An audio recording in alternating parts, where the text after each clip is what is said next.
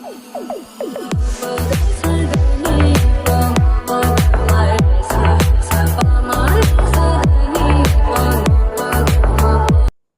To channel. இன்னைக்கு நம்ம என்னோட பார்க்கணும்னா வாய்ஸ் ஓவர் சேனல்ல இருந்து இந்தியன் டூ ரோஸ்ட் வீடியோ தான் பார்க்க போறோம். அப்படியே மறக்காம வீடியோக்கு லைக் பண்ணிடுங்க. புதுசா பாக்குறீங்கன்னா சப்ஸ்கிரைப் பண்ணிடுங்க. வாங்க வீடியோக்குள்ள போலாம். இப்போ ஒரு லாஸ்ட் 10-15 இயர்ஸா வந்து இப்போ சோஷியல் இன்ஜஸ்டிஸ் பார்க்குற படங்கள் வந்து ஒரு கிரவுண்ட் லெவல்ல இருந்து பார்க்குறாங்க. That is like Vetrimaaran, Ranjith, Mari Selvaraj. நான் அவங்க படம்லாம் பார்த்துட்டு ரசிச்சிருவேனே தவிர உங்களுக்கு அதெல்லாம் இல்லை. ஓகே அதெல்லாம் இப்போ நம்ம பண்ணுறது தான் trend. There are many directors who will go to edit and find it in dub. They'll rewrite the film in dub. Famous directors do this. With Shankar sir, it's not like that. இந்த திமிருக்காகவே இந்த 3 மணி நேரம் படத்தை 3.5 மணி நேரம் கூட roast பண்ணலாம். சின்ன பையன் sir. ஆனா அவன் அந்த மாதிரி பேசலையே. இவனடா சின்ன பையன். ஸோ இந்த சித்தார்த்தன் கோவை நாம ரோஸ்ட் பண்ணணும்னா முதல்ல இவங்கெல்லாம் இவ்வளோ ஆட்டிடியூடா ஹைப் கொடுத்துட்டு இருந்த இந்த இந்தியன் 2 என்ன லட்சணத்துல இருக்குதுன்னு பார்க்கணும். அப்போதான் நமக்கு ஒரு டெம்ப்ளேட் ஞாபகம் வரும். என்னடா இதை வச்சுட்டாடா இவ்வளோ வாய் பேசுனீங்க. அது வந்து சினிமா புரிதல் இல்லாதவங்க சில பேர் எப்படி புரிஞ்சிட்டு இருக்காங்களா, உங்களுக்கு இந்தியன் 2 பிடிக்கல. ஸோ நம்ம ஜஸ்ட் எல்லாரும் மாதிரி அவுட்டா ரோஸ்ட் மட்டும் பண்ணாம இது ஏன் இவ்வளோ பீ படமா வந்திருக்குன்றதுக்கு என்கிட்ட ஒரு 3 பாயிண்ட்ஸ் இருக்குது. படம் தான் போர் அடிக்குது, படத்தை ரோஸ்ட் பண்றதும் போர் அடிச்சிட கூடாதுன்றதுக்காக தான் ஷெட்யூல் போட்டு வச்சிருக்கேன் மாமே. ஸோ அதெல்லாம் என்னென்னு பார்த்துட்டு கடைசியா இந்த வாய் பேசினவன ஆத்திரம் அடங்க வச்சு செஞ்சுட்டு போயிடலாம்ப்பா இந்த வீடியோல. ரைட்டா? என் தலைவன் சிங்க வந்துட்டான்டா. இவனை மட்டும் கார்கிலுக்கு ஒண்டி அனுப்புனா போகும்டா. பனிமலை எரிமலையா மாறுடா. படத்துல முதல்ல விக்ரமுக்கு முடி கொட்டும், பல்லு விழுகும், உடம்பு ஃபுல்லா பொக்கலம் வரும்ட்டு 3 தடவை ஒரே டாக்டர்கிட்ட போயிட்டு வருவாரு. சோ இந்த மாதிரி ரிப்பீட்டடான விஷயங்கள்லாம் லாக் ஆகிடக்கூடாதுன்ட்டு எடிட்டர் ஆண்டனி முடிஞ்ச அளவுக்கு கிறிஸ்பா கச்சுன்னு கட் பண்ணி வச்சிருப்பாரு. நாமெல்லாம் அதே பார்த்துட்டு லாக்னு சொல்லிட்டு இருந்தோம். அப்படி இருக்கப்ப இப்போ ஒரு 12 வருஷம் கழிச்சு இதுக்கு மேல ஒருத்தன் ரிப்பீட்டடா சீன்ஸ் வச்சு லாக் பண்ணவே முடியாதுன்ற அளவுக்கு சித்தார்த்தா அவங்க அம்மா அப்பா லஞ்சம் வாங்குறத வீடியோ எடுத்து அதை போலீஸ்ட கொடுத்து அப்புறம் சித்தார்த்த அம்மா அப்பா சித்தார்த்த பிடிச்சி ஏன்டா ராஸ்கல் இப்படி பண்ணான்னு திட்டி வீட்டை விட்டு வெளியே அனுப்பிடுவாங்க. இது ஒரு 8 நிமிஷம் சீன் வச்சுக்குவோம். மறுபடியும் அதே மாதிரி பிரியா பவானி சங்கர் அவங்க அம்மாவை வீடியோ எடுத்து மாட்டி விட்டு ரோஸ்ட் வாங்கி வெளியே அனுப்பிச்சிட்டு இன்னொரு 8 நிமிஷம். இதே ஆர்டர்ல ஜெகன் அவங்க மாமாவை போட்டு விட்டு வாங்கி வெளியே அனுப்பிச்சு இன்னொரு 8 நிமிஷம். அப்புறம் இன்னொரு ஆள் அவங்க குரூப்ல இதே ரொட்டீனை பண்ணிட்டு கிட்டத்தட்ட ஒரு 1/2 மணி நேரம் இதுலயே லாக் ஆகிருக்கு.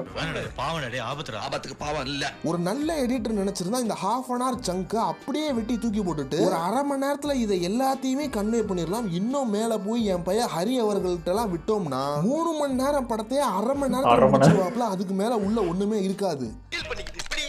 அதெல்லாம் மின்னல் வேகத்துல போகும். எவ்வளவு ஷார்ட்டா இருந்தாலும் அதை உள்வாங்கிக்கிற அளவுக்கு தான் ஆடியன்ஸ் இருப்பாங்கன்றது மணிரத்னம் எடிட்டர் ஸ்ரீகர் பிரசாத்துக்கு தெரிஞ்சிருக்கும் தான். பட் 2 பார்ட்டா எடுக்க சொன்னது யாரோட ஐடியான்னு மட்டும் சொல்லுங்க, காம்ப்ரமைஸ் ஆயிக்கலாம்ன்ற மாதிரி. இதை 2 பார்ட்டா இல்லாம ஒரே பார்ட்டா பண்ண வேண்டியது இருந்துச்சுன்னா சித்தார்த்த பேசின வாய்க்கெல்லாம் அவரோட டியூரேஷனே படத்துல 10 நிமிஷம் தான் இருந்திருக்கும். அதுக்கு மேல காஜல் அகர்வால் வந்து இந்தியன் 3ஐயும் சேர்த்து ஒரு 3.25 மணி நேரமா பண்ணியிருந்தா கூட கொடுத்த 200 ரூபாய்க்கு ஒரு 100 ரூபா ஒருத்த அளவுக்காச்சும் இந்த படம் வந்துருக்கும். பட் இப்போ டெலிட்டட் சீன்ஸா கூட விட முடியாத கர்மம்லாம் படத்துல இருக்குது. இது ஏன் இப்படின்னா சங்கர் இப்போ ஒரு ஹோம்லேண்டர் மாதிரி ஆயிட்டாருங்க. கண்டிப்பா ஹேராம் விருமாண்டிலாம் பண்ண கமல் சாருக்கு பி வாட வந்திருக்கும். அதே மாதிரி மணிரத்னமோட ஆல்மோஸ்ட் எல்லா படங்களையும் எடிட் பண்ண ஸ்ரீகர் பிரசாத் அவர்களுக்கும் சேம் ஸ்மெல் அடிச்சிருக்கும். சார் வேணாம் சார், பயங்கரமா அக்கிரமங்கள் பண்றீங்க சார், ஆடியன்ஸ் தாங்க மாட்டாங்க சார்னு சொல்லியிருப்பாங்க. பட் சங்கர் சாரை பொறுத்தவரை இந்தியால கண்ணை மூடிட்டு 200-300 கோடி பட்ஜெட் போடக்கூடிய அளவுக்கு பெரிய டைரக்டர். நான் சொல்றேன் என் படம் இப்படிதான் இருக்கணும்னு சொல்லிட்டா யாருனாலையும் தட்டி பேசிக்க முடியாது. சோ படம் ரிலீஸ் ஆகி இப்போ வாங்கின ஆசடியில 20 நிமிஷம் கம்மி பண்றேன்னு சரண்டர் ஆயிருக்காங்க. பட் கண்டிப்பா எடிட் பண்ணி ஃபர்ஸ்ட் கட் வந்தப்பல இருந்து ஏகப்பட்ட ஆர்கியூமெண்ட்ஸ் போயிருக்கும். அந்த ஆர்கியூமெண்ட்ஸ்ல எல்லாம் ஜெயிச்சது சங்கர் சாரா தான் இருந்திருக்கும். பட் வெளியே ஆடியன்ஸ்ட பயங்கர பவ்யமா இருக்காப்ல. சோ இதனாலதான் சங்கர் அவர்களை தி ஹோம்லேண்டர் என்று கருதுகிறேன்.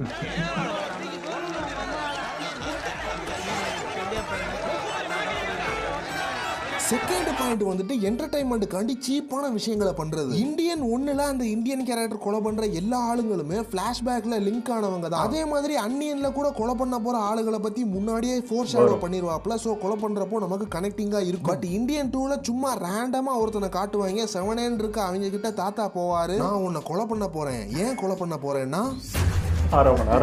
அந்த கதையெல்லாம் சொல்றத கஷ்டப்பட்டு கேட்டு முடிச்சுட்டு உட்கார்ந்துருந்தா நான் வித்தியாசமா ஆடியன்ஸை என்டர்டெயின் பண்ண போறேன் பாருன்ட்டு பாட்டு பாடுற வருமா, குதிரையா மாத்திர வருமா, பொம்பளையா மாத்திர வருமா, எச்சி உழுகிற வருமா, டிஸ்கஸ்டிங்கான வேலையெல்லாம் பண்ணிட்டு அந்த டிஸ்கஸ்டிங்க பத்தி 10 நிமிஷம் எக்ஸ்பிளைன் வேற பண்ணுவாப்ல.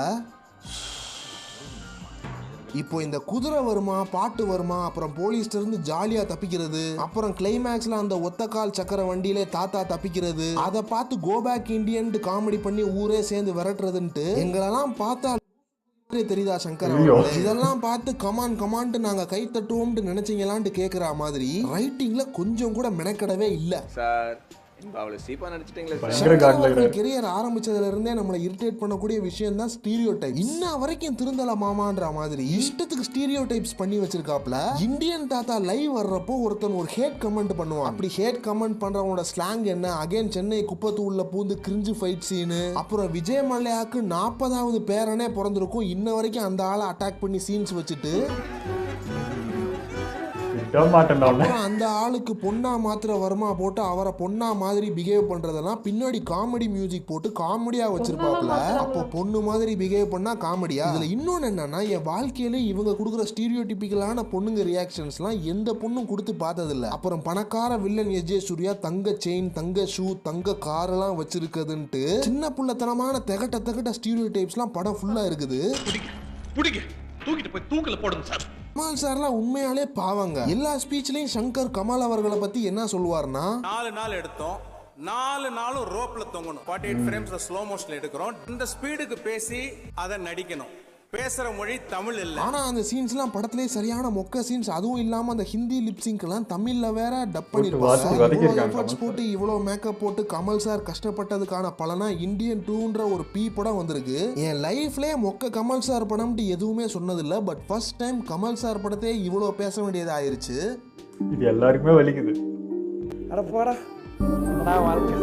உலகத்துல எவ்வளவு பெரிய ரைட்டர் டைரக்டராகவே இருந்தாலும் அவங்க எழுதக்கூடிய ஃபர்ஸ்ட் டிராஃப்ட்ன்றது பியா தான் இருக்கும். அதுக்காண்டி தான் செகண்ட் தேர்டுன்ட்டு எழுதுனதையே எழுதி இன்னும் பெட்டர் ஆக்கிட்டு இருப்பாங்க. அப்படி நீங்க எழுதுனதே அகைன் வாசிச்சு பெட்டர் ஆக்காம ஃபர்ஸ்ட் டிராஃப்டை வச்சு மட்டும் படம் எடுத்தீங்கன்னா இந்த இந்தியன் 2 மாதிரி தான் வந்து இரிட்டேட் பண்ணும். There are many directors who will go to edit and find it. They'll find it in dub. They'll rewrite the film in dub. அதான் இவர் பேசுறத பார்த்தா வெற்றிமாறன், மார்டின் காசஸ் எல்லாம் இந்த இந்தியன் 2லயே ஒரு சீன்ல தங்க கக்கூஸ்ல ஆகி போறது, எச்சிலேயே ஹிந்தி எழுதுறதுன்ற மாதிரி சீன்ஸ்லாம் நாளைக்கு எடுக்க போறோம்னு தெரிஞ்சா வெற்றிமாறன் மாதிரி டைரக்டர்ஸ்லாம் அந்த கருமத்தை அப்படியே கிழிச்சு போட்டுட்டு முதல் நாள் நைட்டோ இல்ல ஸ்பாட்லயோ கூட உட்காந்து புதுசா எழுதியிருப்பாரு. ஒரு ரைட்டர் ஒரு சீனை திரும்ப திரும்ப எழுத அந்த சீன் கண்டிப்பா இன்னும் பெட்டர் ஆயிட்டே தான் இருக்கும். டப்பிங்ல போயிட்டு லிப்சிங் பிரச்சனை ஆனாலும் பரவாயில்லன்ட்டு இம்ப்ரோவைஸ் பண்றது ஆடியன்ஸ்க்கு பிடிக்கணும்ன்றதுக்காண்டி தான். ஸோ ஃபர்ஸ்ட் டிராஃப்ட்லயே எங்க ரைட்டிங் ரச்சகர் எல்லாத்தையும் முடிச்சுட்டு ஃபுல் படத்தை பண்ணிடுவாருன்றதெல்லாம் பெருமை இல்லடா தற்குறி. அது வந்து சினிமா புரிதல் இல்லாதவங்க சில பேர் எப்படி புரிஞ்சிட்டு இருக்காங்களா, உங்களுக்கு இந்தியன் 2 பிடிக்கல அப்படின்ற மாதிரி அவங்க ஒரு ரெஃபரன்ஸ் எடுத்துட்டு இருக்காங்க.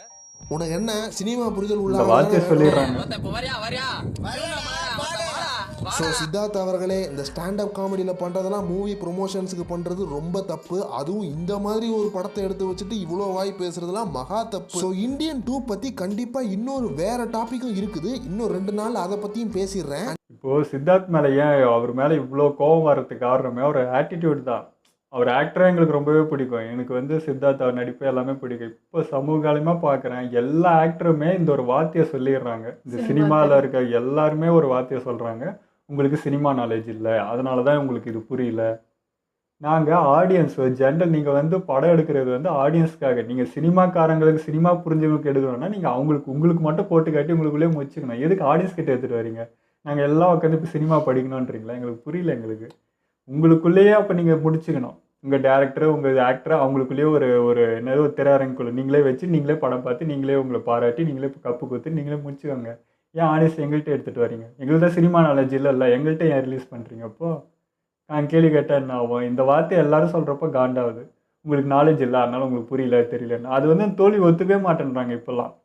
முன்னெல்லாம் ஆமாம் தோல்வி, நெக்ஸ்ட் இதுவும் நம்ம இம்ப்ரூவ், அப்படிலாம் இல்லை. இப்போது நான் எடுத்தது சரி, உனக்கு புரியல அவ்வளோதான் அப்படின்ட்டு முடிச்சிடுறாங்க.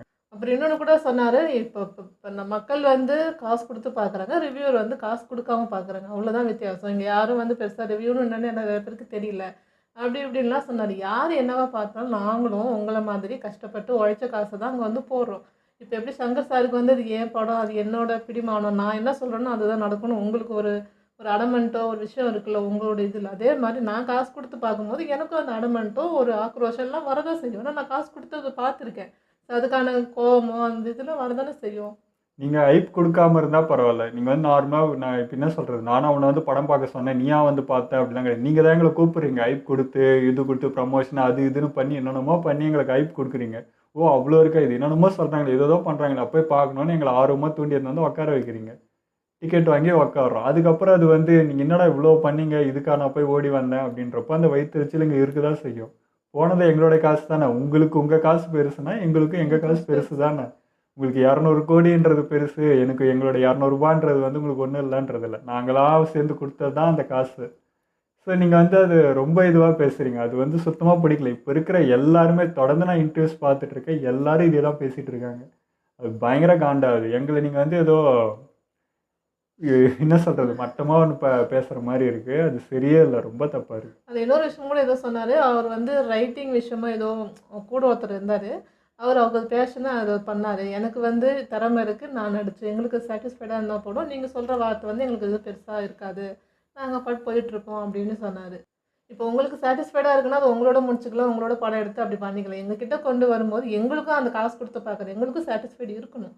நாங்கள் என்ன லூஸாக அப்போ காசு கொடுத்து அதை பார்க்குறது வந்து அது பேசுறதே வந்து ரொம்ப கோவப்படுத்துகிற மாதிரி தான் இருக்குது. அதே நம்ம தான் ரிவ்யூஸாக இருக்கட்டும், அதே இந்த மக்களாக இருக்கட்டும், நாங்கள் நல்லது சொல்கிறோம், அதை நீங்கள் மேடையில் வந்து எல்லாரும் இவ்வளோ சப்போர்ட் பண்ணாங்க, இவ்வளோ வரவேற்பு கொடுத்தாங்க, அதை மட்டும் அப்போ எடுத்துக்கிறீங்களா? அதுவும் எடுத்துக்காமல் இருங்க, எதுவுமே எடுத்துக்காதீங்க. அப்போது உங்கள் பேஷனோட உங்களுடைய சாட்டிஸ்ஃபைட் லெவலோட வச்சுட்டு அப்படியே போயிடுங்க. ஹாப்பியும் ஆகாதீங்க, எங்களால் நீங்கள் வருத்தமும் ஆகாதுங்க, அப்படியே விட்டுடலாம். புகழ்ந்தா மட்டும் நான் எடுத்துப்பேன், நீ வந்து பேசினா எடுத்துக்க மாட்டேன் அப்படின்ற மாதிரி. அதான் ஏன் இப்படி ஆயிடுச்சுன்னு தெரியல. முன்ன நம்ம கமல் சார்லாம் வந்து நெகட்டிவ் ஆட்டம் பாசிட்டிவ் ஆட்டம் எல்லாத்தையுமே எடுத்துக்கிட்டு எல்லாத்தையுமே தாங்கிட்டு தான் இந்த பொசிஷனுக்கு வந்து நின்று இருக்காங்க. இவங்கெல்லாம் வந்து அப்படி இல்லை, நான் எதையும் எடுத்துக்க மாட்டேன், நான் வந்து இதுதான் நான் பண்ணது தான் சரி அப்படின்னு நிற்கிற மாதிரி இது ரொம்ப ஆட்டிடியூடாக இருக்காங்க. ஏன் இப்படி ஆயிடுச்சுன்னு தெரியல. அதே மாதிரி ரிவ்யூஸ் எல்லாருமே கரெக்டாக சொல்லிட்டாங்க. என்ன சொல்கிறது, ஒஸ்ட்டு படத்தையும் சுப்படிச்சு அது வந்து சூப்பர் படம்ன்ட்டு பேசுகிறவங்களும் இருக்காங்க.